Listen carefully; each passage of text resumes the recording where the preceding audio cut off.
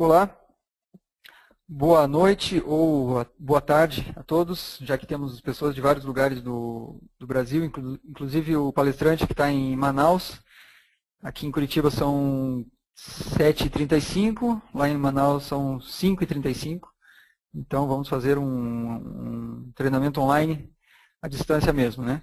Tanto os participantes quanto aqui os organizadores e o palestrante. O nosso treinamento de hoje vai ser sobre o banco de dados geográficos GeoDatabase.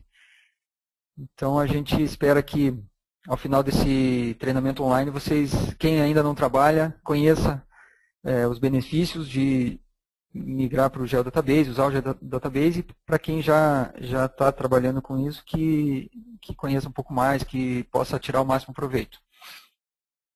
Eu sou Eduardo Freitas, sou coordenador dos cursos aqui no Instituto GeoEduc e também assessor editorial no portal e na revista Mundo Geo. Para quem já conhece, é um pouco repetitivo, mas eu tenho que explicar sempre como que vai funcionar o treinamento online. Então vai ser feita uma apresentação na qual vocês poderão ver a tela e ouvir o áudio do palestrante. Logo depois a gente vai fazer uma sessão de perguntas e respostas e a interação de vocês conosco é através do chat. Então não precisa usar microfone nem webcam, somente um headset ou a própria caixa de som do seu computador.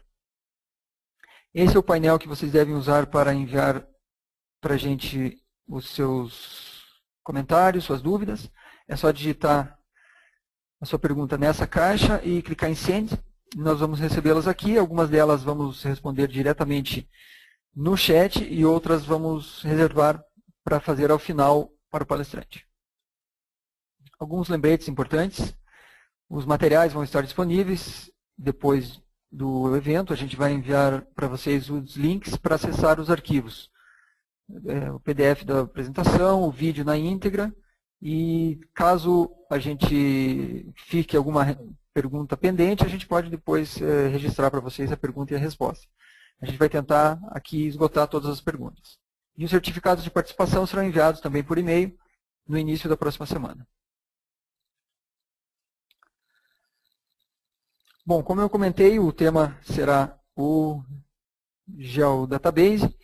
E nesse treinamento online de mais ou menos 2 horas, você vai ver como migrar arquivos shapefile e CAD e também outros tipos de arquivos, como, por exemplo, planilhas do Excel, para um GeoDatabase. Também como armazenar e gerenciar dados vetoriais e raster em um GeoDatabase. Criar domínios de atributos, subtipos, topologia e classes de relacionamentos, com o objetivo de modelar dados e garantir a integridade espacial durante os processos de edição, e definir esquemas do GeoDatabase para modelar e armazenar dados de forma eficiente.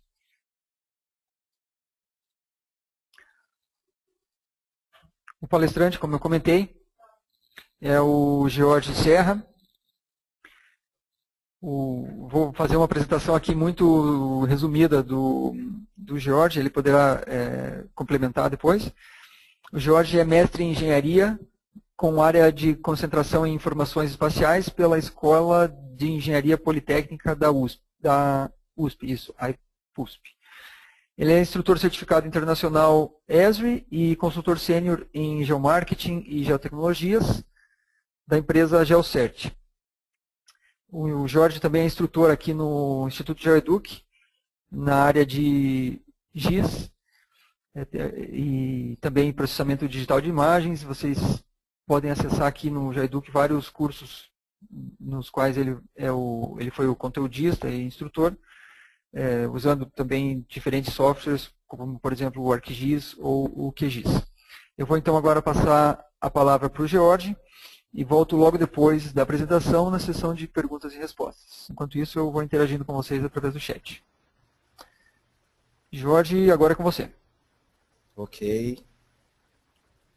Obrigado, Eduardo. O som e a tela está ok? Perfeito. O som está alto e claro e já podemos ver sua tela. Ok. Bem, como o Eduardo citou, boa tarde ou boa noite a todos, né? Estamos agora com essa nova possibilidade de ter treinamentos à distância, uma forma que globaliza ainda mais o conhecimento das geotecnologias.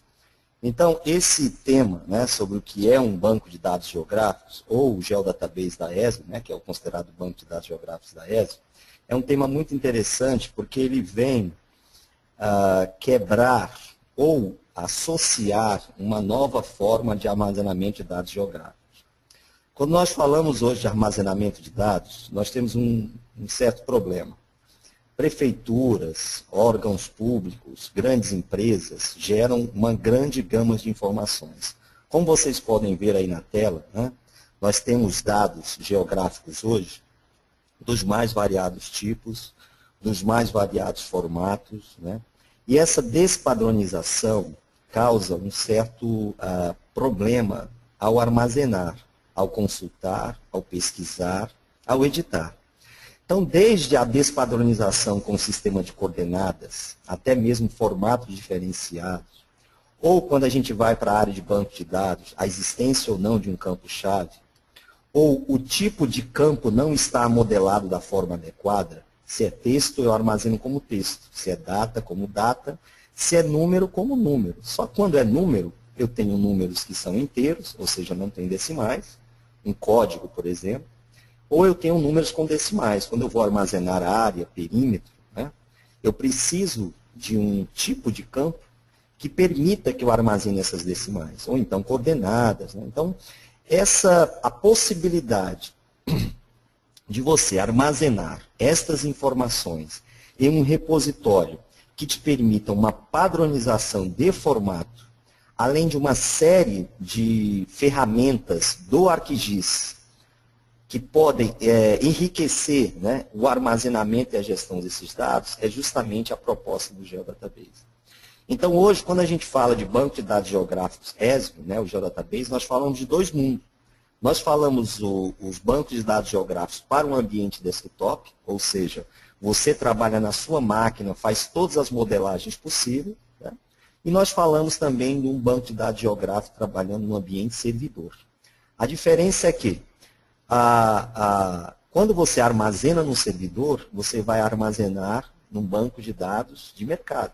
Um Oracle, um DB2, um SQL, um SQL Server, um Informix, com toda a questão de segurança, né, e gestão que um DBA, ou que a gente brinca que é um SDBA, que é não mais um Database Administrator, mas sim um Spatial Database Administrator, possa trazer a você. O interessante da ESB é que ela não tentou reinventar a roda, ou seja, todo o processo de modelagem que eu faça no ambiente desktop, eu posso migrar apenas arrastando os dados, né, para o ambiente servidor. Isso é interessante porque tudo que nós virmos num curso desse de Geodatabase, ele pode em seguida ser expandido para um próximo de Geodatabase servidor. Né? A diferença será o quê? Na forma de conexão, na modelagem, na criação de índices, no versionamento, ou seja, outros tópicos que entram para que nós possamos aí trabalhar uma outra forma de armazenamento de dados, que já seria entrar num ambiente multiusuário, ou seja, vários usuários poderem acessar aquele mesmo banco, aquele mesmo dado armazenado no mesmo banco ao mesmo tempo. Mas se nós voltarmos agora, vocês podem ver na tela do computador que esse Geodatabase, né, ele vai permitir, como eu citei, que você armazene, padronize, né, os mais diferentes tipos de dados em estruturas particulares, estruturas próprias.